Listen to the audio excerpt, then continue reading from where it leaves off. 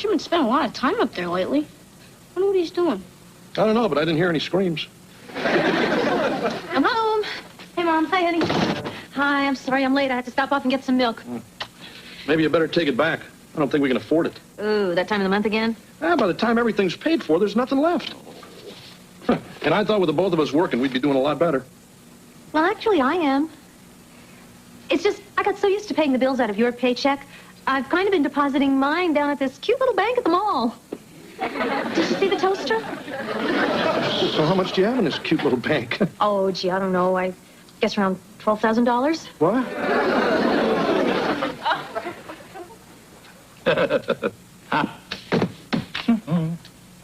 At any rate, these journals cover a 3-year stay with the Owens family.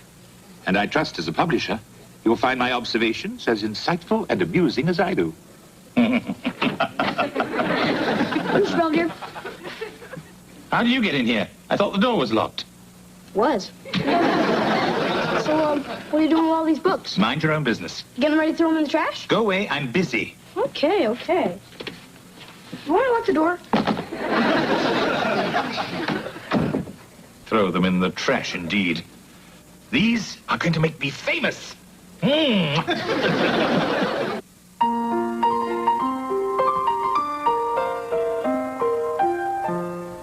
Streaks on the china never mattered before. Who cares? When you drop kicked your jacket as you came through the door. No one glad. According to our new arrival, life is more than mere survival, and we just might live a good life yet. Westford, you're the one. You got Pittsburgh on the run. Send that ball and make that pass. Let's get Pittsburgh in me.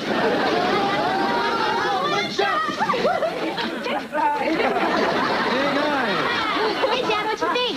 I think I ought to hide the cheese. Lord, we're just helping Kevin with his cheers. Yeah, I'm going out for the pep squad. Sure you got the legs for it? Come on, George. It won't hurt him to have a little school spirit. I know. Yeah, besides, doing this stuff is the only way I'll ever get to hold a cheerleader up by those little ruffled panties. Hey, good point. Wow, Mr. Belvedere, that was great. I'm glad you enjoyed it. What happened? Mr. Belvedere let me drive home. What? Actually, the wagon broke down about a block from here. I let Wesley steer while I pushed the remainder of the way. That's straight uphill, big guy. You're lucky the car didn't roll back over you. It's okay, Dad. I had my foot on the brake the whole time. I guess I better take that heap in tomorrow. Cough up another $200. No, that's all right, honey. I'll pay for it. You will. Yeah. I mean, I'm a contributing member of the family now. There's no reason I shouldn't share our financial obligations. Hey, thanks, Marge. Yeah. So, you really think it's going to cost $200? Nah, it probably costs more. I received the manuscript, and you're quite right. It's much more impressive all typed up. Look, I have to go. I'll make all the changes and get them right back to you. Goodbye. Who's that? No one? What's this? Nothing? Where's my snack? Nowhere, so beat it. What's the matter, Mr. Belvedere? You're usually not so mean to me. Well, you are, but you're usually a lot nicer about it. I'm sorry, Wesley, but Mr. Belvedere has a great deal on his mind. Look, here's $1. Go and get yourself some gummy bears. You know I can't eat those things. They glue my teeth together and make it so I can't even talk. In that case, here's 10. Hey, Mr. Belvedere. Hi, Heather. How's Kevin doing with his pep squad tryouts? That answer your question? Didn't make the pep squad. I mean, you should have seen the other guys I was up against. Half of them were on the gym team, and the rest were in the modern dance. I looked like a total klutz out there. What happened? Did you collapse the pyramid? Sorry. Anyway, they offered me a job as the mascot. All I have to do is fall down a lot and run around like a jerk. I guess they figure I can handle that. Well, I'm sure you'll be a woodchuck that Wexford can be proud of. Thanks. That's the spirit. Hey, what's for dinner? Something smells great. It's the family's favorite. Poached Norwegian salmon in a lime and ginger sauce. No, that's not it. Oh, then you probably mean the boil-in-a-bag sloppy joes. I love that stuff. I'll try not to get your buns soggy. I'm home. Hey, how'd you make out with the wagon? Oh, pretty good. I got almost $300 for trade-in. What? Well, the guy at the garage said that my gaskets were blown and my block was cracked, whatever that means. So I figured, hey, what the heck? I got the money. I might as well buy the family a new car. So I did. Hey, that's great. Oh, what'd you get us, Miss Moneybags? Another wagon? Wait till you guys see this. Somebody left a brand new Porsche in our driveway. You mean Mom bought a sports car? Oh, my God. I didn't even know Porsche made station wagons. Mom, car is awesome. You think so? Oh. Yeah, wait till you see it, Dad. It's redder than a baboon's butt. Sounds great, champ. Come along, everybody. Dinner's ready. Hey, Mr. Belvedere, guess what? Mom bought a brand new car. Oh, that's wonderful. Now we all have something to celebrate. Everyone enjoy their dinner? It was delicious, Mr. Belvedere. Well, I'll be back in a minute with dessert. It's a chocolate raspberry trifle. Your favorite. Now I know he's up to something. Last time he made that for us, he wouldn't share it with anybody. But he has been acting a little strange lately. Yeah, I went by his room the other night. He was standing there in a derby and long underwear, thanking everybody for his Nobel Prize in Literature. Oh, actually, I was being ridiculous. The best I could possibly hope for is a Pulitzer. What are you talking about, big guy? Well, I suppose you all know about the journal I've been keeping where I write down about all the quirky little things you people do. No. Oh. Well, anyway, I have. And I thought it might be fun to share it. With whom? The rest of the civilized world. What? It's being published next week. I hope you enjoy it.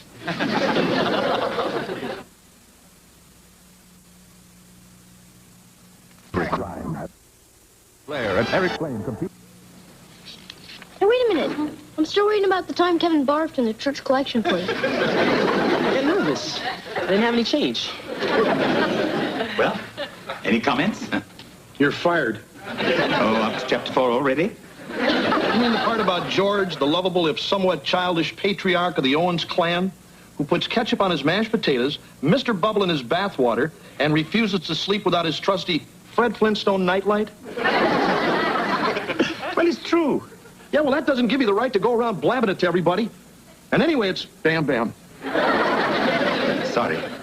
Look, Mr. Belvedere, don't you think we should have talked about this first? I know, it's just that well, it all happened so quickly with the publishers and everything. I wasn't quite sure how to tell you all. Oh, how about, hey, guys, guess what? I'm writing a book about you. That would have worked. Look, if it's any consolation, my publishers think you're the most colorful family since the Cosbys. Or in Wesley's case, the Mansons. Anyway, they think that my American journal has all the makings of a bestseller. But I couldn't have done it without you wonderful people. Does that mean we get a piece of the action? No. Well, since it's already gone this far, and since I'm sure there's nothing in there we'd want to sue you over, I guess it's okay. Right, guys? Yeah. Hey, Mom, what's a priss pot? Why, honey? Because that's what Mr. Belvedere calls you. I'll be upstairs. Hi, Dad. Hey, Woody, how'd the game go? Unbelievable. I got phone numbers from 3 different cheerleaders, and the homecoming queen sat on my lap. Oh, Kev, I meant to score. Oh, I don't know. I think we won. Dad, it's amazing what women will let you get away with just because you're in a funny costume. I guess it's because you look so non-threatening. Yeah, I suppose. You know those guys at Disneyland? The ones who dress up like the 7 dwarfs? They must really make out, huh? Hey, did I see Mom? I had a 3 o'clock appointment to sit in her Porsche. She's not here, kitten. Oh, come on. I took a shower and everything. Well, you know, for something that's supposed to be the family car, she sure is hogging it. I don't know. Maybe all this hot rod business is some new kind of hormonal problem or something. Give your mom a couple of days. I'm sure she'll come to her senses. I'm home. Guess what, honey? I just got this new car alarm. The decibel level is so piercing, it induces vomiting in 3 seconds. Gee, I can't wait to hear it. It's here. It's here. My book has finally hit the shelves. Oh, yeah? An American Journal, The Suburban Years by Lynn Belvedere. A butler's eye view of the 5 silliest people in North America. What's so silly about us? Nothing really. It's just published as hype. Who's this guy in the back? That's me, Wesley. No, it's not. There's not enough chins. I don't know. Now that this thing is really a book, it doesn't seem like such a great idea. Yeah, I thought this was going to be just some stupid paperback. I didn't think it was going to look like this. I mean, somebody might actually buy it. Well, that's the general idea, George. Look, there's nothing to be concerned about. The worst that could possibly happen is the Owens clan becomes an overnight sensation. It'll be fun. No, Hortense, of course I don't blame you for being upset. I promise I'll talk to him as soon as he gets home. Goodbye. Hey, Mom. Wesley, did you paint the Huffnagel's dog? Not recently. Come on, Mom. That was over 2 years ago. Besides, I think I got most of it off when I shaved him. Well, Mrs. Huffnagel just read Mr. Belvedere's book, and she's furious all over again. Yeah, I'll tell her to get in line. Ever since that stupid book came out, I haven't been able to get away with anything at school. Not even with the substitute teachers. I think the chapter on me is required reading.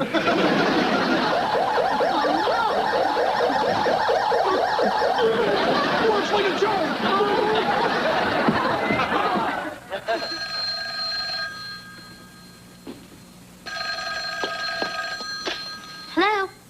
Yes, this is the Owens residence. No, the overripe boy crazy teenage daughter is not home. What's it all about? Oh, just another creep calling me because of Mr. Belvedere's book. It's the 5th one today. Well, if it's bugging you so much, why don't you just disconnect the phone? Are you crazy? What if Bruce Willis buys a copy? Can you help me with this? I think I'm falling apart at the seams. Ow, hey, what you doing? Hello, children. I'd be glad to help with that. Oh, no, it's all right. You've already fixed my tail. I had this cheerleader, Roxanne, all convinced I was sweet and sensitive. Then she read in your book about the time I dumped Wendy at the prom for another girl. Now she thinks I'm some sort of superficial, sex-crazed scumbucket. Okay, then may I ask you one question? Sure. This Roxanne. Did she buy her own copy or borrow someone else's? Ah, hello, everyone. Did you see my review in the paper? It's quite favorable. That's great, Mr. Belvedere. Oh, and anyway, George, I have an autograph party at Booktown tomorrow, and I was wondering if I might take a few hours. Oh, sure, big guy. Take the whole day. Take a week. Take a month. Take a hike. No problem? Oh, no. We like being the laughing stock of Beaver Falls. I wondered what that noise was. Oh, sure, yuck it up. We'll see how much you like it when we write a book about you. Yeah, maybe we'll call it What the Butler Ate. I know a lot of people who'd be thrilled to have a book written about them. Sinatra wasn't. But all that you people have done is to criticize Carp and Cabell the moment the book came out. Not one of you wished me luck. Or even acknowledged that I also portrayed you as a warm, loving family of... Frisplots. Excuse me.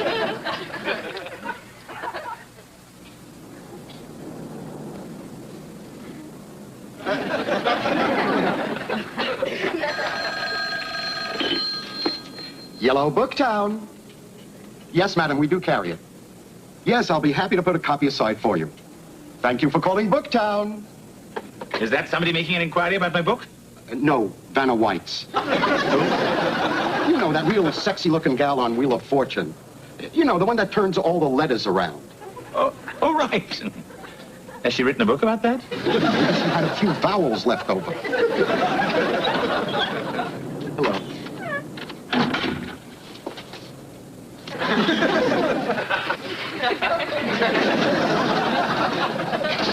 Is it always this quiet around here? No, it's only when we have guys like you sitting in the window. You see, the thing is that the book companies, they always feel that these meet the author things are such a great idea. But all it does is give people the willies. I mean, they don't know whether to buy a book or give you a donation. Hey, what happened to all the cookies? I wouldn't know. Yeah, well, look, I gotta use the little boy's room. Keep an eye on the register, will you? Why not?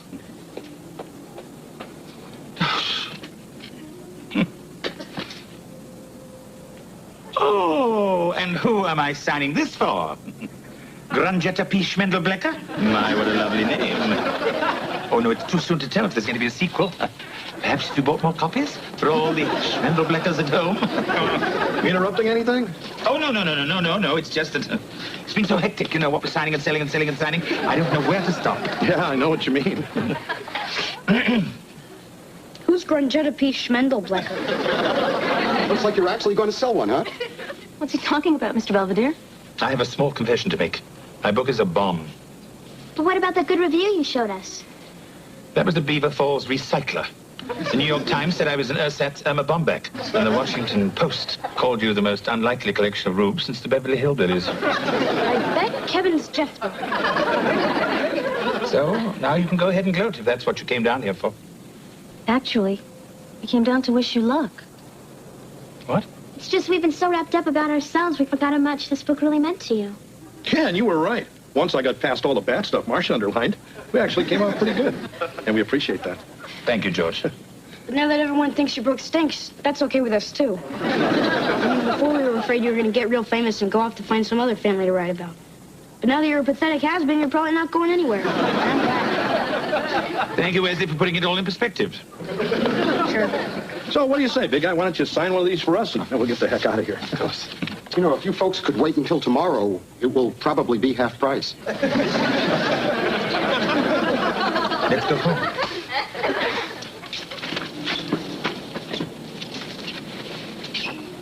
What's a press pot? Mail call. What's that? Your cake of the month come already? My publishers have very kindly returned my journals. Oh, yeah? That was nice of them. They sent them postage due. So much for my writing career. Hey, come on, Belvedere. So your first novel went down the toilet. So what? I bet Dr. Seuss's first book went down the flusher, too. George, Dr. Seuss's first book was The Cat in the Hat. Oh, yeah? Well, I always thought it was Horton Hears a Who. Anyway, it's not the book so much anymore. It's just... It's the first time I've ever failed at something. Oh, that's not true, big guy. What about that diet you went on a few months ago? That was a complete flop. Thank you, George. And anyway, the only mistake you really made was writing about us. Not your fault we're a boring family. You know something? You're right. I feel better. See you guys. I'm meeting Angela at the mall. Hey, kitten. You got a boyfriend in Kuala Lumpur or something? Yeah, why? I got a phone bill here for over $200. Hey, that's not mine. See, it's a cellular. That must be for Mom's new car phone. What car phone? Owens residence. Why, hello, Mrs. Owens. We were just talking about you. Give me that. Marcia, where the hell are you? I want to see you at home right now, and I... Oh. Okay. Kitten, you want to go out in the driveway and help your mom bring in the groceries? Problem, George? Excuse us. Hey, look, Marcia, we really got to sit down and talk about that car. Oh, honey. Look, I promise, as soon as I finish breaking in the engine, I'll let you drive it. I don't want to drive it. Then what's the problem? I don't want you to drive it either. I want you to take it back. Why? Well, when I bought the Jeep, you made me take that back. Look, George, if it's the money, It's not the money. then what is it? It's just maybe I wanted to buy it for you. Huh? I mean, you've been dreaming about that car as long as I've known you. I remember we'd be bumping along that old Pinto we had. You know, the one with the springs popping through the front seats? And then one of those 911s would go flying by, and your eyes would light up like a Christmas tree. I guess maybe, I hope someday I'd be able to surprise you with one. You know, maybe for our 50th wedding anniversary or something. George, I'd be 72. Yeah, but you'd still be able to shift for yourself. Honey, what happened? Nothing. I was just hitting on one of the other team's cheerleaders. She didn't tell me she was dating the Susquehanna skunk. Well, at least I got a piece of tail out of it.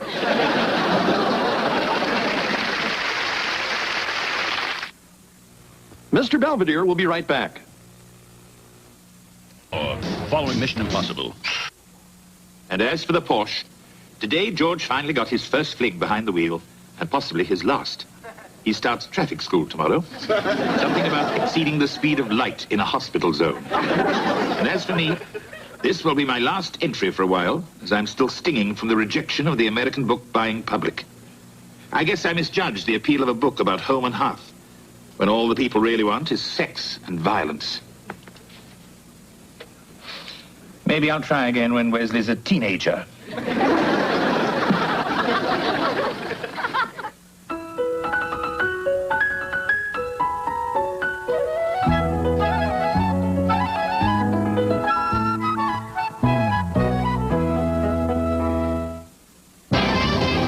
I'm Forrest Sawyer. Later on Nightline, America's national pastime. A look at Monday's season opening after a winter when more news was made off the field than on it. Monday at 9, there's love in the air and murder between the sheets. It's a deadly affair for Columbo on the Monday Mystery Movie.